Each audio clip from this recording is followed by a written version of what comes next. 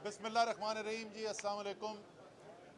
कल एक press conference की गई और बीबी मरियम नवाज़ साहिबा ने की और उसके पहले एक शहबाज शरीफ साहब ने भी एक बात की थी, तो हमने ज़रूरी समझा कि उसका जवाब देना ज़रूरी है। और कहा मरियम बीबी ने ये जो मरासला है ये जाली है और उसकी दलील ये पेश की कि वो जो एम्बेसडर पाकिस्तान के थे, जो सफ़ीर थे वाशिंगटन के अंदर, उनका रातों रात तबादला कर दिया गया। जिस दिन वज़ीर आज़म ने ये बात कौम को बताई उससे एक दिन पहले। दूसरे शहबाज शरीफ साहब ने कहा कि पार्लियामान की सिक्योरिटी कमेटी जो है, कौमी सलामती कमेटी, उसमें मैं इसलिए नहीं गया था कि मैंने पता किया तो पता चला कि कोई भी और अपोजिशन का लीडर वहाँ पर मौजूद नहीं था और किसी को दावत नहीं मिली हुई थी और वो भी ऐसी ज़ुबानी बात थी।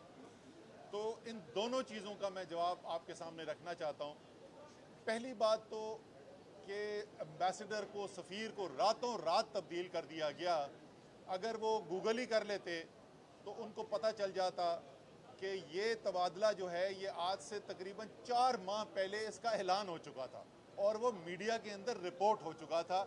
ये कोई रातों रात की चीज़ नहीं थी, ये तो 4 महीने पुराना फैसला है और जैसे मैंने कहा कि वो मीडिया के अंदर बता भी दिया गया है। आओ जी चौधरी साहब। अच्छा, दूसरी बात जो मियाँ शहबाज शरीफ ने की, वो कहते हैं कि जनाब ये आखिरी मिनट पे बुलाया और किसी और को नहीं बुलाया। तो आपके सामने ज़रा तफसील में रखना चाहता हूँ। सबसे पहली बात तो ये हुई कि असेंबली के अंदर जिस वक्त हम गए और उससे पहले कौमी सलामती कमेटी का इजलास हुआ था, उस कौमी सलामती कमेटी के इजलास में जो फैसले हुए थे उसमें से एक फ़ैसला ये हुआ था कि ये तमाम मामला जो है वो पार्लियामान के सामने रखा जाए। वो पाकिस्तान के मुंतखब नुमाइंदों का ऐवान है और वहीं से सारी पाकिस्तान की फ़ैसला साजी होनी है। तो इसलिए ज़रूरी है कि ये फ़ैसला जो है और ये मामला जो है ये पार्लियामान की जो कौमी सलामती कमेटी है उसके सामने रखा जाए। उसी दिन इजलास हुआ कौमी असम्बली का। बाबर अवान साहब खड़े हुए और उन्होंने करारदाद पेश की और वो करारदाद ये थी कि इस कौमी सलामती के इजलास के अंदर करने के लिए, क्योंकि ज़्यादा लोगों को हम बुलाना चाहते हैं, तो असेंबली का हॉल जो है उसकी इजाज़त दे दी जाए। उसके लिए खुसूसी इजाज़त लेनी पड़ती है कौमी असेंबली के रूल्स के मुताबिक, कि ये अलाउ कर दिया जाए कि इस हॉल को, इस असेंबली के मेन हॉल को इस्तेमाल किया जाए इस ब्रीफिंग के लिए। वहाँ पर 150 से ज़्यादा अपोजिशन के MNAs मौजूद थे। एक से ज़्यादा दफ़ा इस करारदाद के ऊपर वोटिंग हुई।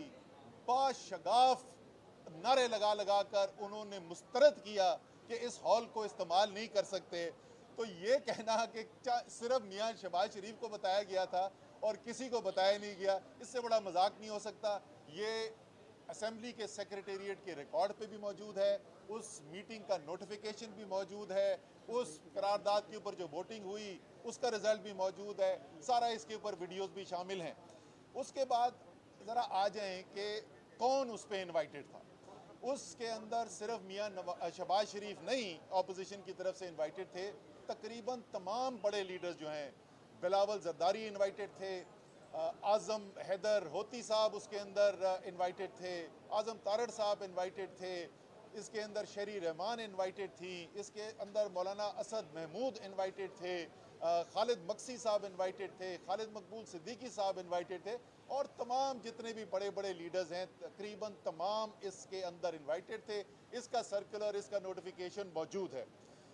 चले, उस दिन आपको ये सही इतला नहीं मिली, फिर तो आपको खबर हो गई ना। हालांकि जैसे मैंने कहा कि 150 से ज़्यादा MNAs अपोजिशन के मौजूद थे और एक से ज़्यादा दफ़ा वोटिंग हुई और उन्होंने मुस्तरद किया असेंबली का हॉल अलाउ करना। चलें, किसी वजह से मियाँ साहब आपको ये बात उस वक्त समझ में नहीं आई, लेकिन आपने अगले दिन सुबह क्यों नहीं मुतालबा कर दिया कि दोबारा इजलास बुलाओ?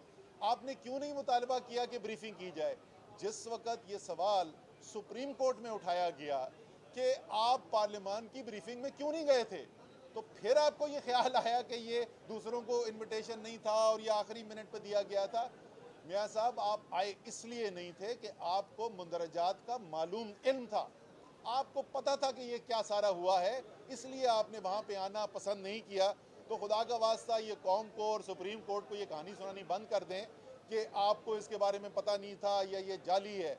अब मैं आखिरी चीज़ से पहले कि मैं फवाद चौधरी साहब को दूँ, देखिए, इस वक्त एक बड़ा अहम मोड़ है पाकिस्तान की सियासत में, पाकिस्तान की जमहूरियत में, और इस वक्त बड़े फैसले करने की ज़रूरत है। और वज़ीर आज़म इमरान खान ने बड़ा फैसला किया। जिस वक्त असेंबली के अंदर ये करारदाद मुस्तरद हो गई, नो कॉन्फिडेंस मोशन मुस्तरद हो गई, अदम एतमाद की तहरीक मुस्तरद हो गई, तो हम सब की तो जाहिर है कुदरती ख्वाहिश ये, हम तो चाहते हैं इमरान खान रहे वज़ीर आज़म, अगले 1.5 साल भी रहें, उससे अगले 5 साल भी रहें, उससे अगले 5 साल भी रहें। लेकिन सियासी सूरत हाल को देखते हुए एक बहुत ही दानिशमंदाना फैसला किया वज़ीर आज़म ने, और वो ये कि जब ऐसी सियासी सूरत हाल पैदा हो जाए, जब इतनी कशीदगी का माहौल हो जाए, तो सबसे बेहतर रास्ता यही है कि अवाम के पास वापस जाया जाए, पाकिस्तान के अवाम को फैसला करने दिया जाए, और वो फैसला करें कि पाकिस्तान आगे कैसे लेकर चलना है, किसका बयानिया हकीकत पर मबनी है और किसका बयानिया जो है वो झूठ है। ये फैसला अवाम को करना चाहिए। तो फिर मैं आज दोहराऊंगा, वही मेरे ख्याल में एक बहुत बड़ा फैसला और इमरान खान जैसा बड़ा लीडर ही कर सकता था कि जिसने खुद अपनी वजारत उज़्मा ख़त्म करने का फैसला कर लिया और ये फैसला किया कि एक नए इलेक्शन की तरफ जाना चाहिए। तो तमाम अपोजिशन को, जैसे मैंने पहले भी कहा था, मैदान भी हाजिर है, घोड़ा भी हाजिर है, आए मुकाबला करें।